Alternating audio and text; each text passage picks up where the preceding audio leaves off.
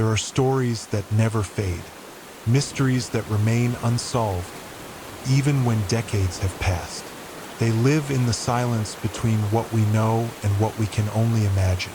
This channel explores those stories, disappearance, secrets, legends, real events that defy explanation. Welcome to Unsolved Mysteries.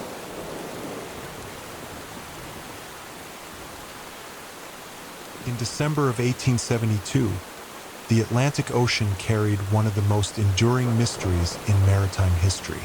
A small cargo ship, the Mary Celeste, was sighted drifting without purpose. Her sails were partly set. Her course was uncertain. No signals were raised. No crew could be seen on deck. Another ship, the Dei Grazia, spotted her. From a distance, the vessel looked strange. She was moving slowly, almost lazily, as if guided by no one. Her position in the ocean was hundreds of miles from land. The men on the Dei Grazia watched carefully. They saw no figures, no sign of life, only the empty sound of the waves against the hull. After hours of observation, a boarding party was sent. What they found would become one of the greatest maritime puzzles ever recorded. The Mary Celeste was seaworthy. She was not sinking. Her hull was solid. Her cargo was intact. Food and water were on board in good supply, yet not a single person remained. The lifeboat was missing. The logbook ended days before.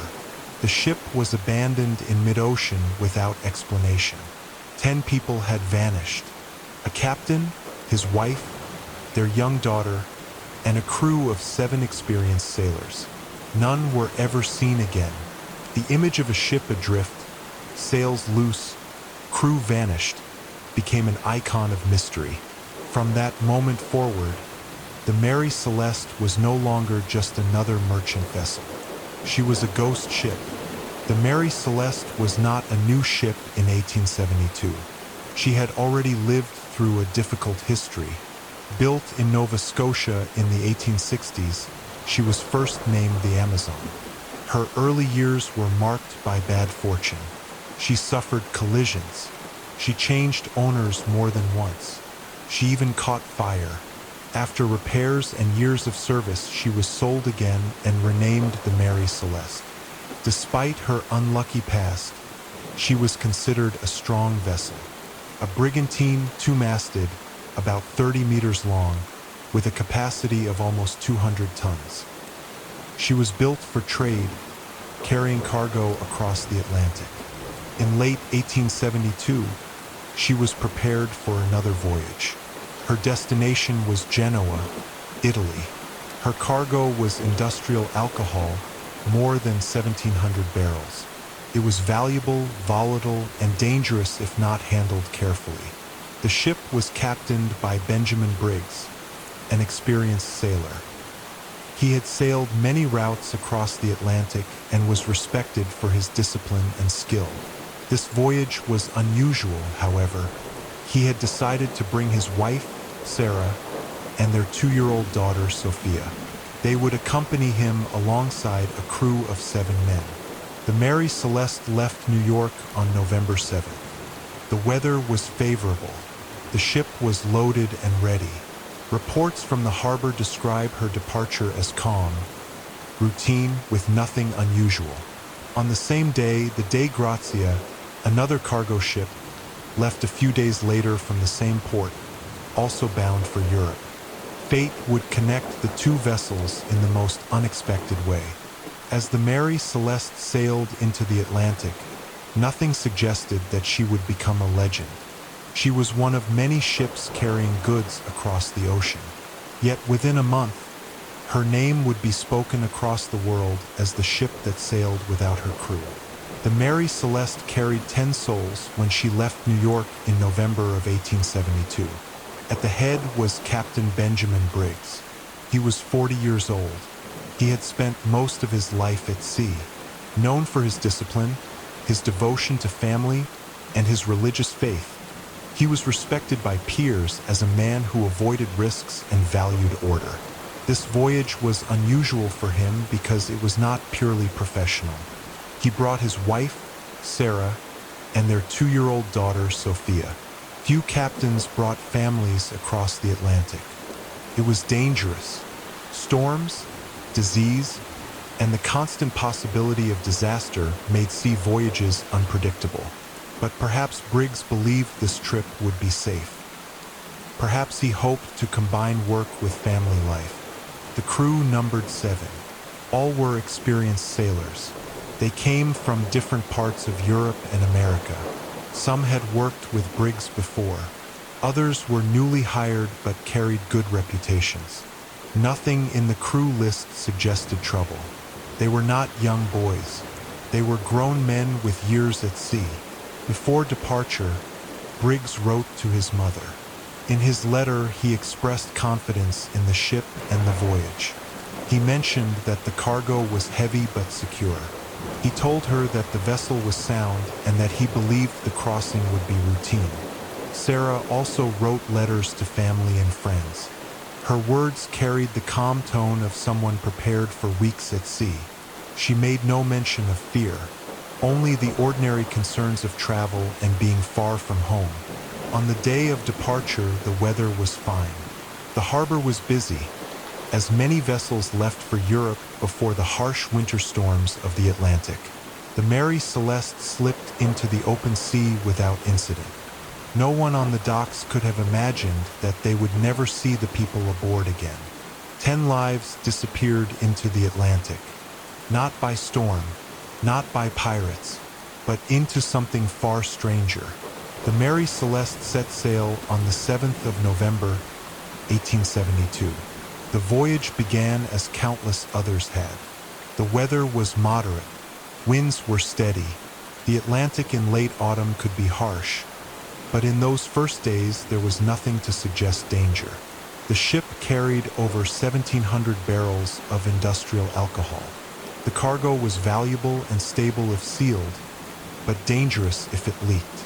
Alcohol fumes could fill a ship and create risk of explosion. Yet when she left New York, all barrels were properly secured. In the first days at sea, life aboard would have been routine. The captain maintained order. The crew rotated watches.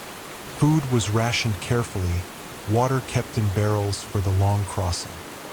The child, Sophia, would have been a rare presence on such a voyage.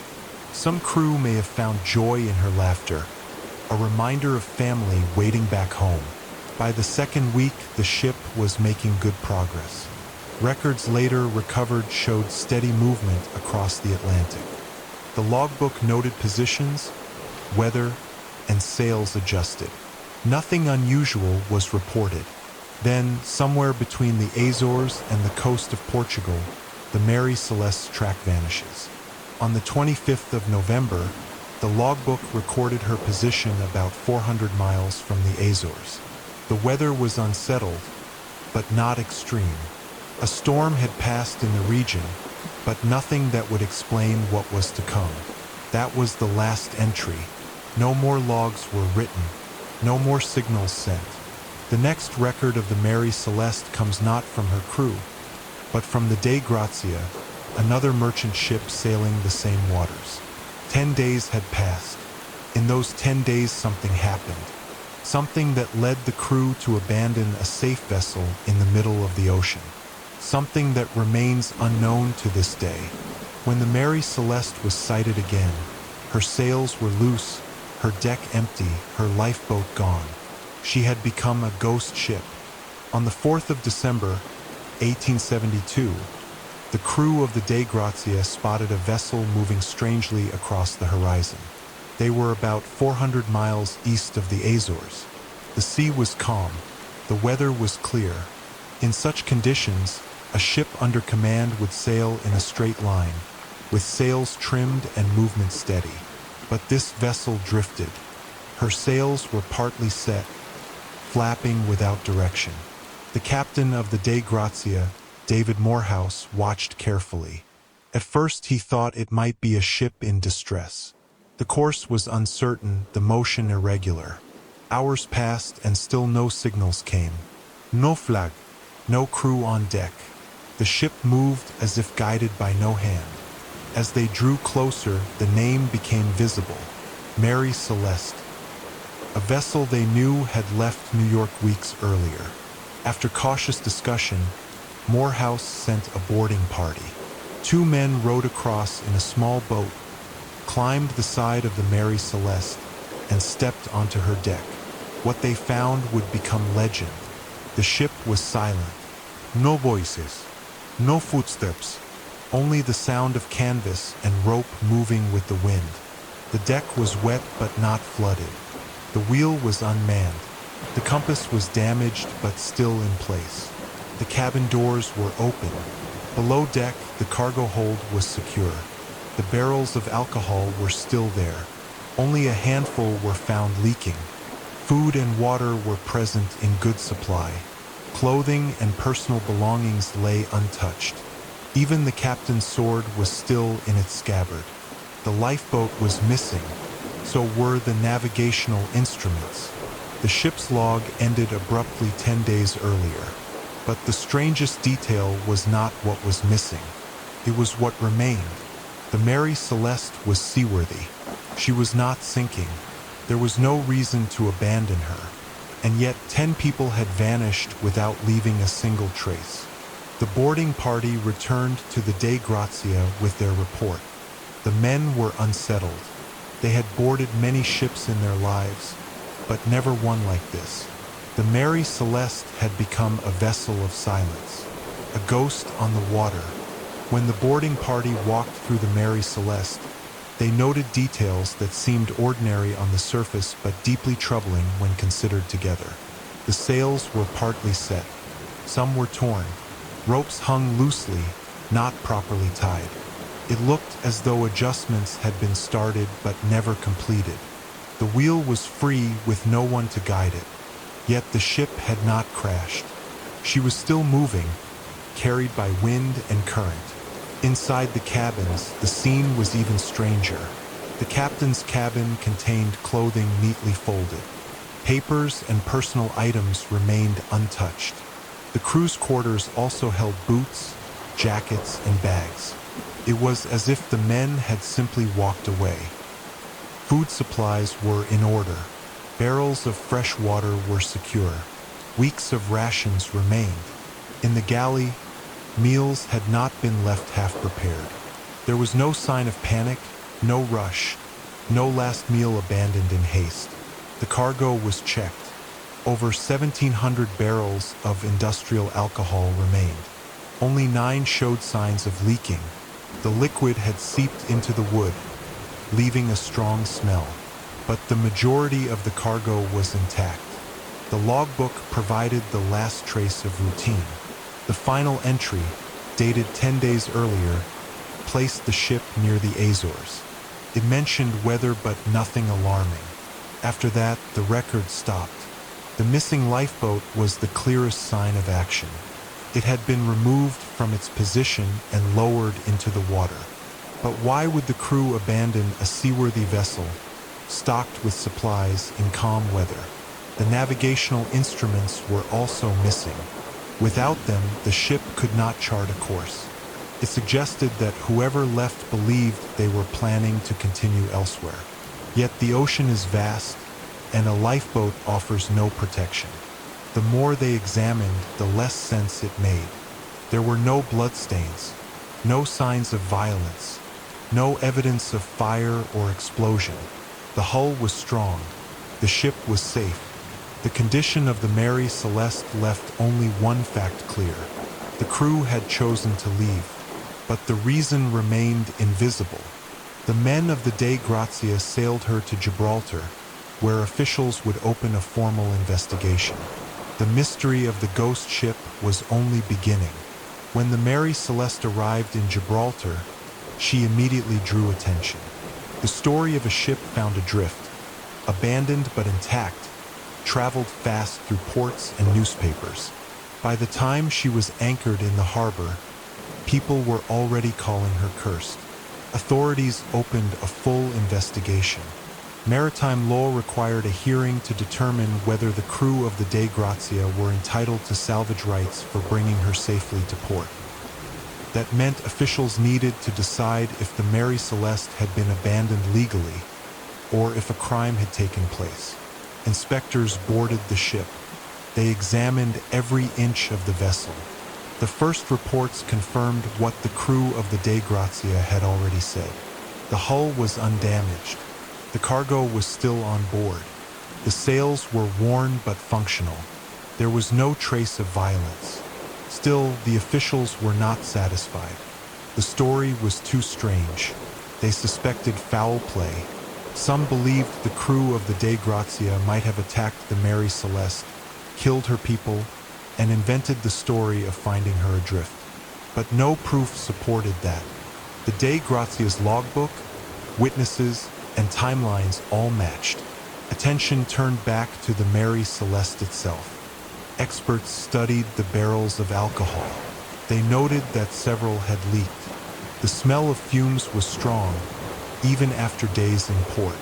The cargo was highly flammable. If vapor had filled the hold, even a single spark could have caused an explosion. One theory suggested that the captain, smelling the fumes, had ordered everyone into the lifeboat temporarily, fearing the ship might explode. If that was true, a sudden wind or current could have separated the lifeboat from the ship. The people on board could have watched helplessly as the Mary Celeste drifted away, leaving them stranded at sea. But the theory could not be proven.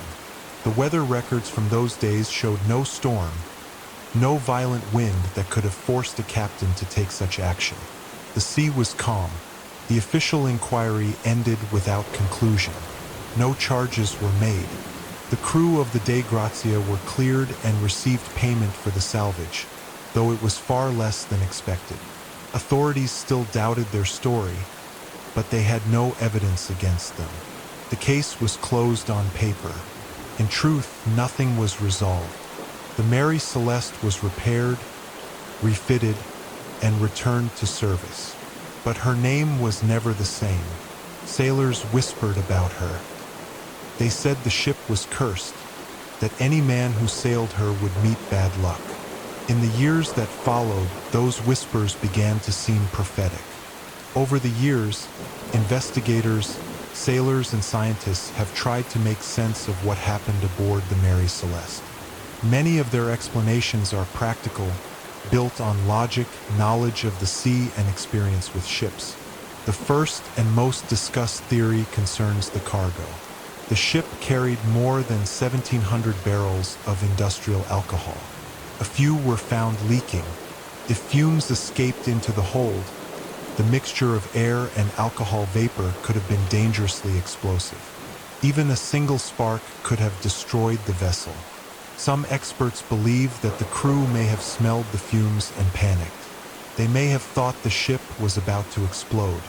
Captain Briggs, cautious by nature, might have ordered everyone to evacuate into the lifeboat temporarily, keeping the ship close by on a rope or line until the air cleared. If the rope snapped or came loose, the lifeboat would have drifted away quickly. In a matter of minutes, wind or current could have carried it out of sight. The sea was calm that week, but calm water can still hide strong currents. Once separated, the Mary Celeste would have continued alone, driven by the same wind that carried her rescuers toward her weeks later. This theory explains much. The missing lifeboat, the lack of struggle, the calm condition of the ship. But it leaves one question unanswered. Why would an experienced captain like Briggs abandon a ship that was otherwise seaworthy? Sailors are trained to stay with their vessel as long as it floats. Leaving it is the last resort. Another theory involves a natural phenomenon called a waterspout, a type of tornado that forms over the ocean. A waterspout could have struck near the ship, shaking it violently and terrifying the crew. The sudden force might have damaged instruments, knocked over barrels, and filled the air with fumes. The sound alone could make people believe an explosion was imminent. Others have pointed to problems with navigation. The ship's compass was damaged when it was found. If it had been giving false readings, the captain might have thought they were closer to land than they really were. Believing safety was near, he could have left the ship temporarily, hoping to find a shore that did not exist. There is also the possibility of human error. Life at sea is repetitive and exhausting. A small misjudgment in weather or equipment can turn deadly. Some historians suggest that a false sense of danger, combined with fatigue, may have led Briggs to make a mistake. Yet each theory still ends the same way. The ship was sound, the weather was calm, and 10 people vanished. The Mary Celeste was not the first ship found abandoned. The ocean has always produced strange stories of empty vessels drifting with sails half raised. But none have captured the imagination like this one. Perhaps because everything about the case seems so ordinary until it becomes impossible. The practical explanations comfort those who need logic. But even these cannot remove the unease that surrounds the name Mary Celeste. When reason fails, imagination takes over. The Mary Celeste has been the subject of stories for more than a century. Many of them go far beyond the limits of fact. Some began as speculation. Others were invented by writers and later mistaken for truth. Together, they helped transform a strange event into one of the most famous sea legends in history. One of the earliest mysterious ideas suggested that pirates had attacked the ship. In the 19th century, piracy was not common in that region of the Atlantic, but stories of hidden raiders still traveled fast among sailors. If pirates had boarded the Mary Celeste, they would likely have stolen the cargo and valuables. Yet nothing was missing. No signs of violence, no broken chests, no blood. The pirates, it seemed, would have been ghosts themselves. Another theory claimed that a sea monster had risen from the depths, attacking the ship and frightening the crew. This was the age of growing fascination with the unknown oceans. Newspapers printed tales of giant squids and serpents longer than ships. The idea fit the public imagination, though no evidence of any such creature has ever been found. There were also stories of curses. Some said the ship was doomed from birth, cursed under her first name, the Amazon. Her early collisions and accidents gave her a reputation as unlucky. When she was renamed, some sailors believed the curse followed her. In maritime tradition, renaming a ship was considered bad luck, especially if the new name erased the old one. As the years passed, the legend grew even stranger. Spiritualists claimed that ghosts had taken the crew. Others said the Mary Celeste sailed into a region of distorted magnetism, a place where compasses failed and time itself seemed to stop.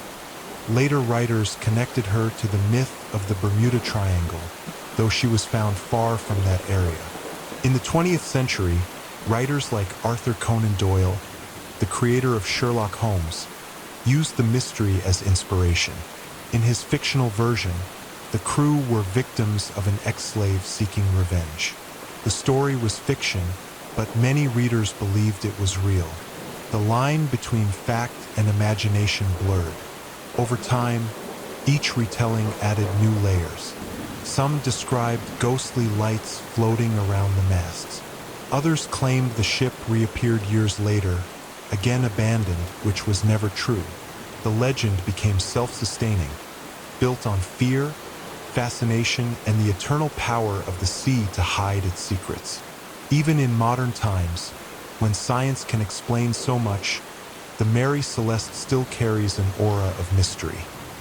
The rational mind can accept that the crew made a mistake or faced a sudden accident.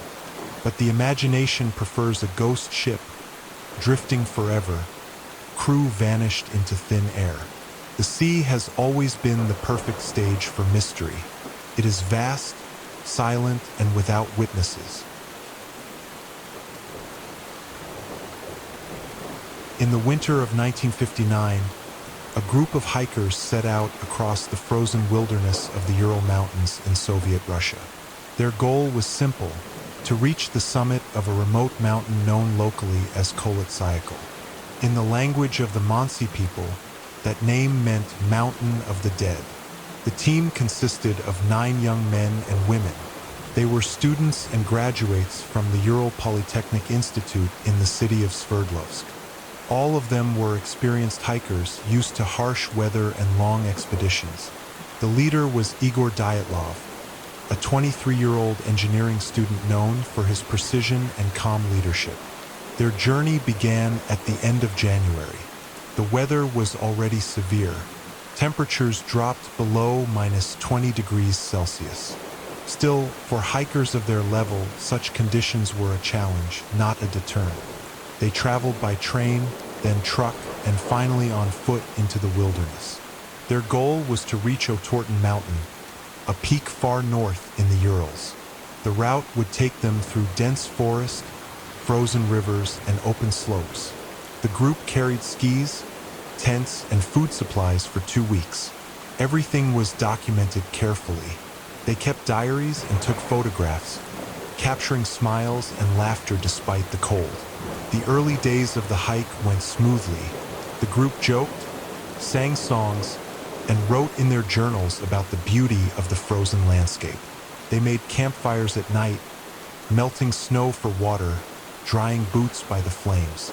To them, this was adventure, difficult but familiar. On the 1st of February, they reached the slopes of Koletsyakal. The weather had worsened. Visibility was low. Winds grew stronger. Snow drifted heavily across the mountain. Dyatlov decided to stop and set up camp on the slope itself instead of continuing to the forest below. Some later questioned that choice. The forest would have offered shelter from the wind. But perhaps he wanted to maintain altitude for the next day's climb. They pitched their tent, secured it with ice axes and skis, and settled in for the night. Inside, they cooked a small meal, wrote in their diaries, and planned the next morning's route. That was the last record they ever made. When they failed to return to the city, search parties were organized. First, no one worried too much. Delays in expeditions were common. But as the days stretched on with no news, families began to fear the worst. Rescuers finally reached the mountain weeks later. What they found would become one of the greatest mysteries in modern history. The snow-covered slope was silent. The tent still stood, half buried, cut open from the inside.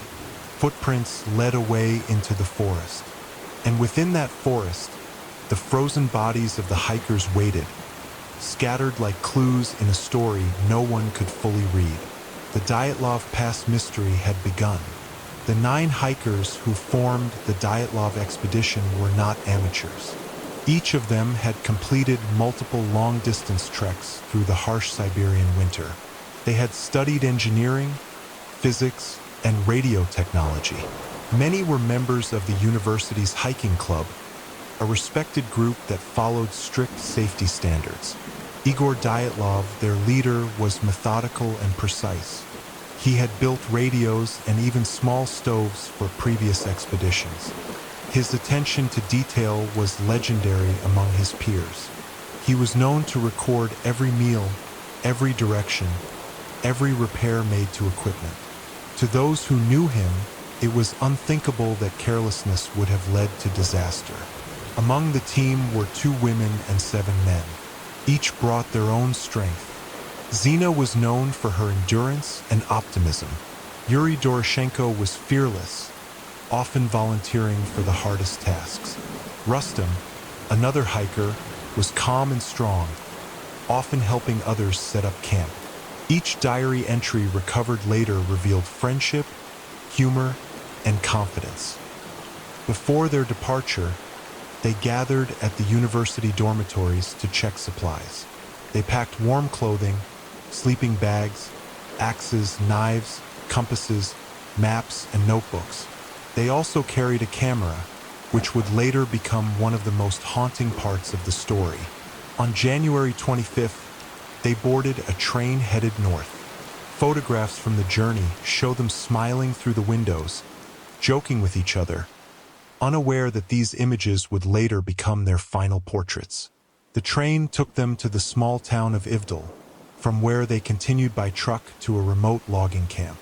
The last leg of the journey was on skis, deep into the wilderness. The weather was already cold, but spirits were high. They sang songs, made snowmen, and wrote playful entries in their journals. One diary joked about a group motto, "No fun without suffering." In those early days, nothing seemed unusual. They moved steadily toward their destination, making good time across frozen ground. Each evening, they set up their tent, cooked simple meals, and documented the day. Their final photos show smiles, the orange tent glowing in the fading light of a winter afternoon. The group was experienced enough to know the risks. They understood frostbite, wind chill, and navigation errors. They had faced storms before. For them, the danger was part of the challenge. The last known entry in their shared log described a normal day. They had reached the slopes of coldest and decided to camp where they stood. They had written of laughter, small arguments, and exhaustion. Nothing in their notes suggested fear. Yet somewhere between that final meal and the dawn, something happened. Something powerful enough to make 9 experienced hikers flee into the freezing dark without proper clothing or gear. Their story had begun as a university expedition. It would end as one of the coldest mysteries ever recorded. The hikers' route began in late January. From the last small settlement, they skied north through forests and open valleys. The journey was long but carefully planned. Each day they recorded distance, altitude, and weather. The plan was to reach the mountain, climb it, then return south. The area they entered was wild and almost untouched. It was home to the Mansi, an indigenous people who hunted and fished in the region. The hikers passed signs of their camps and wooden markers along the trail. Later, some would suggest that the mountain's name, meaning Mountain of the Dead, carried a warning. But at the time, the hikers thought little of it. To them, it was just another name on a map. The terrain became harder as they climbed. Snow was deep, the wind constant. They carried all their supplies on sleds and skis, moving slowly uphill. One of the group, Yuri, fell ill and turned back early. His decision likely saved his life. The others continued, determined to finish the route. On the 1st of February, they reached the slope of Koletsyakal. They had planned to camp in the forest below, where trees could block the wind. But heavy snow had hidden the trail, and daylight was fading. Igor decided to stop and pitch the tent right there on the slope. He wanted to keep altitude and avoid losing progress. They set up the tent facing downhill, securing it with their skis and ice axes. Inside, they laid out their sleeping bags and cooking gear. The stove they carried was packed away. There was no sign they used it that night. The weather was worsening. Wind speeds may have reached hurricane levels, with temperatures near minus 30 degrees Celsius. The mountain was covered in darkness and snow. Still, for hikers of their experience, it was manageable. They had survived worse. Inside the tent, they ate a simple meal: bread, canned meat, and hot water from melted snow. They took photographs of each other smiling, dressed in layers of wool and fur. One picture shows the group gathered inside, tired but content. Those photos, later developed from the recovered camera, marked the last moments of their normal lives. After that night, there were no more entries in their diaries, no more signs of communication. When the tent was later found, it was cut open from the inside. Shoes and boots were left behind. Jackets and coats were still there. It was as if something had made them rush out into the snow in the middle of the night. No storm alone could make trained hikers act that way. They would have stayed inside, reinforced the tent, and waited for morning. Whatever forced them to leave must have been sudden, terrifying, or both. The slope where they camped remains almost exactly as it was in 1959. Cold, silent, and unwelcoming. A place where logic begins to fail. The next morning never came for them. The tent on the slope was meant to be their shelter. It was large enough to hold 9 people and all their gear. Inside, it was crowded but warm. They were used to the sound of wind against the canvas, the movement of snow building around them during the night. Nothing about that would have frightened them. At some point after sunset, something changed. No one knows the exact hour. The last photos taken that evening show them preparing for bed. Then, sometime during the night, the silence of the mountain was broken. When search teams later examined the tent, they found long slashes cut from the inside. The fabric was thick, and the cuts were made with a knife. This detail was one of the first that puzzled investigators. Why would anyone cut their way out instead of opening the entrance? The inside of the tent was chaotic. Sleeping bags were left behind, unzipped. Boots, coats, and food were scattered. It looked as if the hikers had left in a hurry, taking almost nothing with them. Most were barefoot or wearing only socks. Some carried only one shoe. Outside, the snow showed clear footprints leading downhill. The pattern suggested that the group had walked, not run. This added another mystery. They had left in panic, yet their steps were deliberate. The trail continued for hundreds of meters until it reached the edge of a forest. Investigators could not agree on what could have made them leave. The most common theory was an avalanche. If snow had begun to slide toward the tent, they might have panicked, cut their way out, and moved downhill for safety. But when rescuers examined the slope, they found no signs of a large slide. The snow depth around the tent was shallow, and the angle of the hill was too gentle for a true avalanche. Another idea was that strong winds caused a sound phenomenon known as infrasound, low-frequency vibrations that can induce fear and confusion. If that occurred, the group could have experienced panic without understanding why. But this theory is hard to prove and remains debated. Whatever the reason, the group made their way to the forest below. They tried to stay together. The trees provided some shelter from the wind, but the temperature was deadly. It was far below freezing. Without proper clothes, survival for more than an hour would have been impossible. At the edge of the forest, they built a small fire. Burn marks on the branches showed that 2 of them climbed high into a cedar tree, probably searching for dry wood or trying to see the tent again through the darkness. When rescuers found their bodies weeks later, both were barefoot, dressed only in underwear. The tree branches above them were broken. Around the small campfire, melted snow had frozen again into smooth ice. Further into the forest, 3 more bodies were found lying between the cedar tree and the tent. They appeared to have been crawling back toward camp. The last 4 were found months later, buried under snow in a ravine. Their injuries were severe. From that point on, the Dyatlov Pass incident moved from tragedy to mystery. The search for the missing hikers began in mid-February, nearly 3 weeks after the group's last contact. At first, no one expected a disaster. It was common for expeditions to be delayed by storms. Families grew worried, but the university assured them that experienced hikers like Igor's team could handle difficult weather.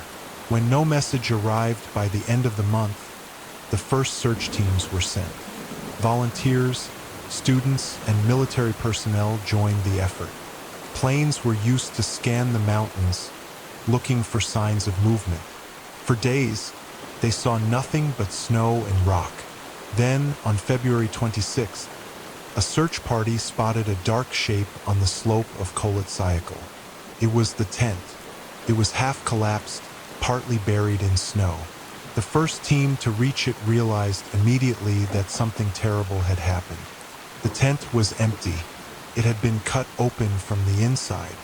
Everything was still there: clothing, shoes, a map, and food laid out as if for the next meal. Outside the tent, footprints led downhill. The rescuers followed them for several hundred meters until they disappeared into snowdrifts. At the edge of the forest, they found a small cedar tree. Beneath it, two bodies lay side by side. They were barefoot, wearing only underwear. The remains of a campfire were nearby. Burned branches suggested they had tried to stay alive as long as possible. The tree's lower branches were broken, as if someone had climbed up to look for something. Maybe the tent, maybe help. Between the tree and the camp, 3 more bodies were found. They were spaced apart, one closer to the tent than the other. Their positions suggested that they had been crawling or walking back uphill when they died. The search for the others continued for months. Snowstorms buried everything in deep drifts. When spring arrived, rescuers found the last 4 bodies in a ravine, 75 meters further into the forest. They were partially covered by snow and ice. It was the discovery of these last bodies that turned confusion into disbelief. Their injuries were extreme. One had a fractured skull. 2 had broken ribs. 1 woman was missing her tongue and part of her face. Another was found clutching a notebook, her hands frozen around it. Yet there were no external wounds. No cuts, no bruises that matched the force of such injuries. The skin was intact. Doctors described the damage as being similar to the impact of a car crash. Some of the clothing contained traces of radiation. This detail, when released to the public, created a storm of speculation. The official reports offered no clear explanation. When all 9 were recovered, the rescuers stood in silence. The forest was still. The mountain wind blew across the tents, the trees, the snow. Nothing in that landscape offered answers. Only the terrible question of what could make 9 trained hikers abandon safety and die in such a way. It was no longer a simple tragedy. It was something else, something no one could name. The investigation began within days of the discovery. The Soviet authorities moved quickly, sending police officers, doctors, and military representatives to the site. They documented everything: the tent, the footprints, the bodies, and the positions in which they were found. The lead investigator was a young prosecutor named Lev Ivanov. His team faced almost impossible conditions. The snow was melting, destroying footprints and clues. The site was vast, spread across a slope and a forest. Many items were half buried under layers of ice. Autopsies were performed on each of the hikers in a nearby village. The first 5, those found closest to the tent, showed signs of hypothermia. Their lungs were full of fluid, their hands frostbitten. This made sense. They had likely died of exposure, but the remaining 4 bodies changed everything. The woman missing her tongue had injuries that could not be explained by the cold alone. One man had a crushed chest, another a skull fracture. The pathologist noted that the internal damage was similar to the force of a high-speed collision, yet the skin was mostly unbroken.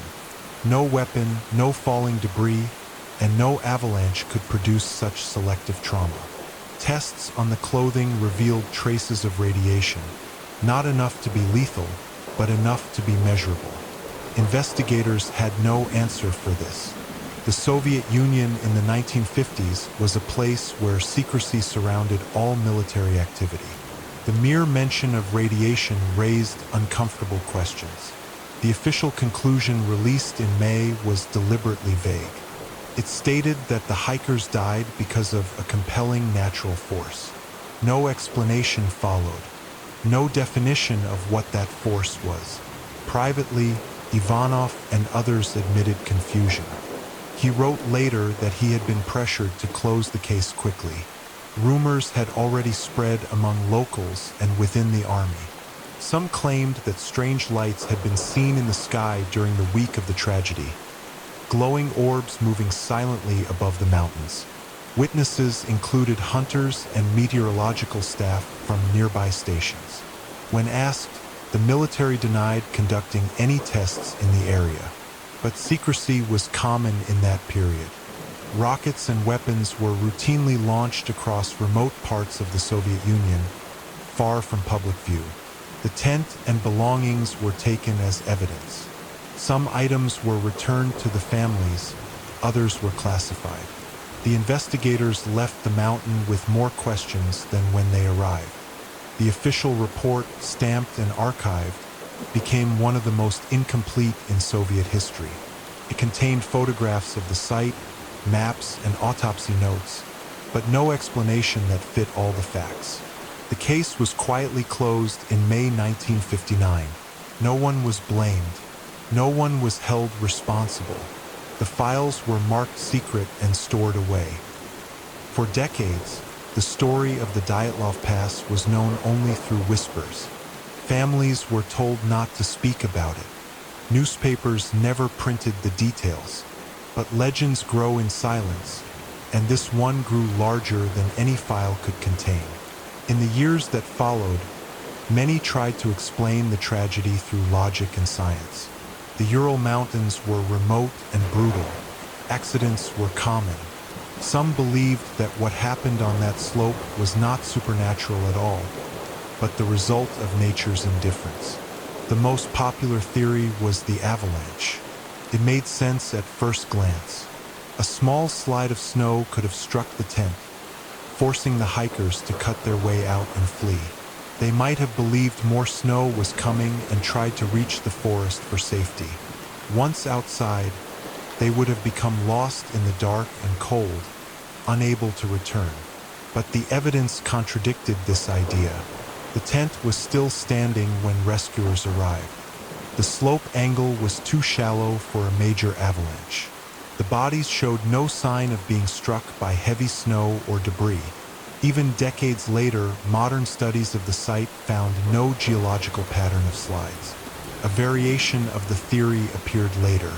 Researchers proposed a delayed slab avalanche, a small block of snow that detached hours after the tent was set. The pressure might have frightened them enough to leave quickly. Some computer models show this as possible, though not fully convincing. Another natural explanation focused on wind.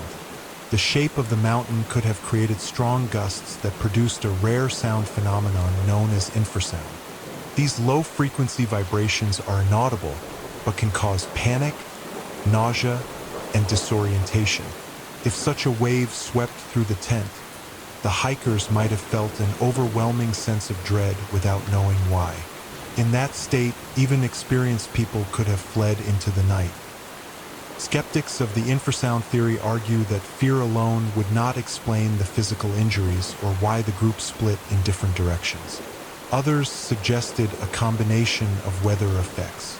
Katabatic winds, violent downward gusts, could have collapsed the tent or made it sound as though an avalanche was coming. Visibility was almost zero. The snow and air temperature could have created instant confusion. In minutes, they would have lost the sense of direction, each step leading further from safety. Some scientists proposed that the injuries to the last four bodies were caused by falling into the ravine where they were found. Snow may have covered a deep cavity. In the dark, the hikers could have stepped onto it and fallen several meters. The heavy snow could then have collapsed, crushing them under the weight. This theory matches part of the evidence, the internal trauma, the position of the bodies, but it does not explain why they were there in the first place. Why leave the fire? Why move deeper into the woods when others had already frozen nearby? For every hypothesis built on physics and weather, a new question followed. The mountain resisted all tidy explanations. The evidence was too contradictory, the circumstances too precise. The Dyatlov Pass refused to belong entirely to science. It remained half in the realm of logic, half in mystery. Even decades later, when new models and computer simulations were run, the answers changed little. Nature could explain some of the story, but never all of it. If nature could not explain it all, perhaps humans could. That idea haunted the Dyatlov case from the beginning. The Soviet Union in 1959 was a nation of secrecy. Military tests were common across remote regions, especially in the Urals. Missile programs, aircraft experiments, and radiation studies were all part of a world hidden behind official silence. Some investigators began to wonder whether the hikers had simply been in the wrong place at the wrong time. The radiation traces on their clothing encouraged this theory. If a missile test had gone off course, or if they had witnessed something they were not supposed to see, their deaths could have been the result of a cover-up. Witnesses in nearby villages reported seeing strange glowing lights in the sky on the night the group vanished. They described silent orbs, orange or white, drifting slowly over the mountains before disappearing. Local hunters said the same. The lights were documented even in military reports, though no official explanation was given. The possibility of a weapons test fit the climate of the Cold War.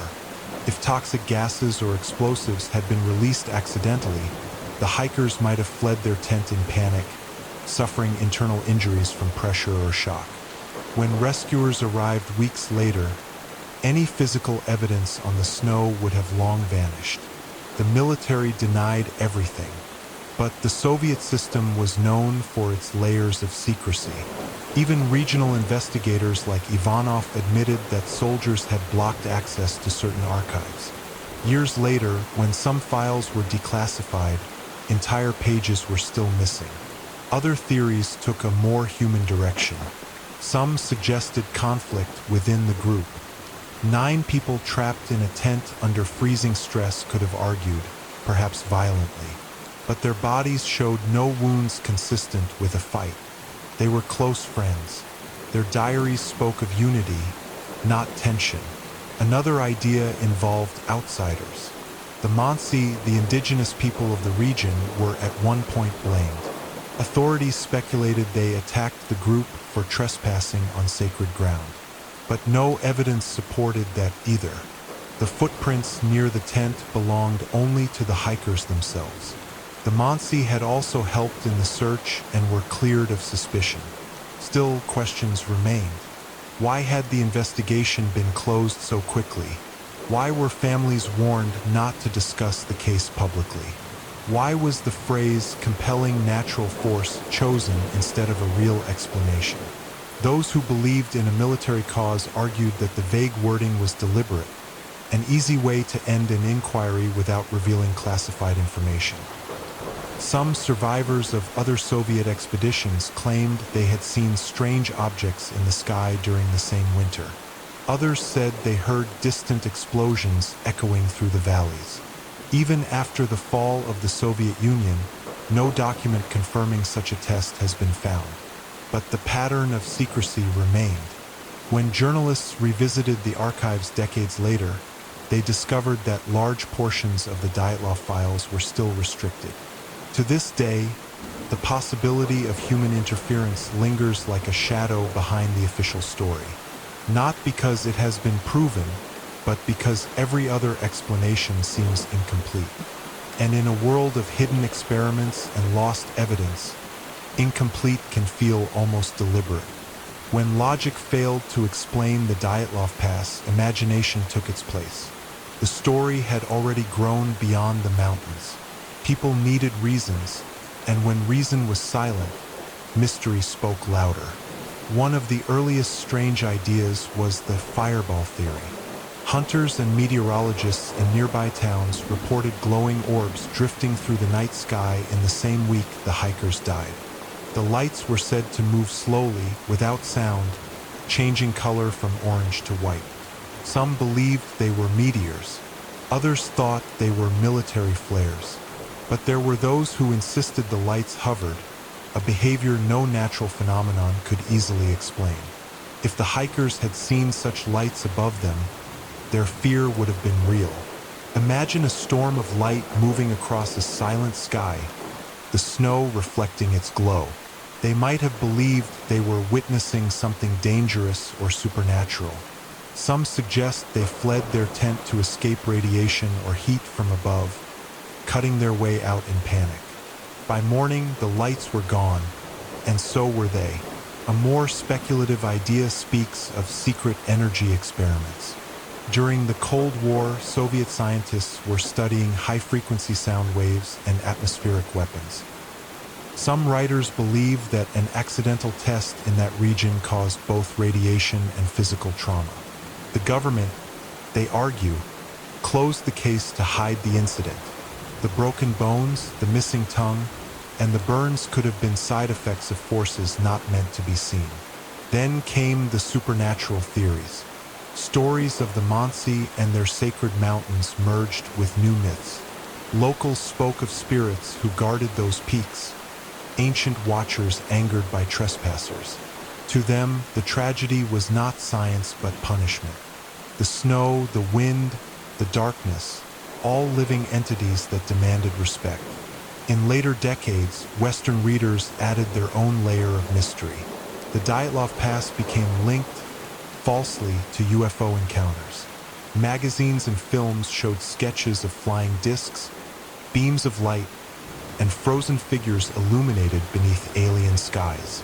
None of these claims had evidence, but they survived because they explained the unexplainable in a world hungry for wonder. Another theory suggested secret parachute mines, silent weapons tested by the Soviet Air Force. If one exploded nearby, the shockwave could have caused internal injuries without external wounds. Panic would follow, and confusion in the dark could have led to death by exposure. This idea fits some of the data, though no records confirm such tests in the area. The missing tongue, for many, became a symbol rather than a clue. Scientists said it was the natural result of decomposition in the cold. Others saw it as something darker, a sign, a message, or the work of forces unknown. Every generation added something new.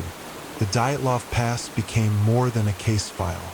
It became a mirror reflecting the fears of each era. Radiation in the 50s, UFOs in the 60s, secret weapons in the 70s, and conspiracy in the modern age. In the end, the mystery absorbed every explanation and still refused to end. Like the snow on that mountain, it covered everything but revealed nothing.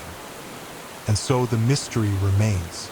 The answers may never come, but the questions will echo through time. Until next time in Unsolved Mysteries.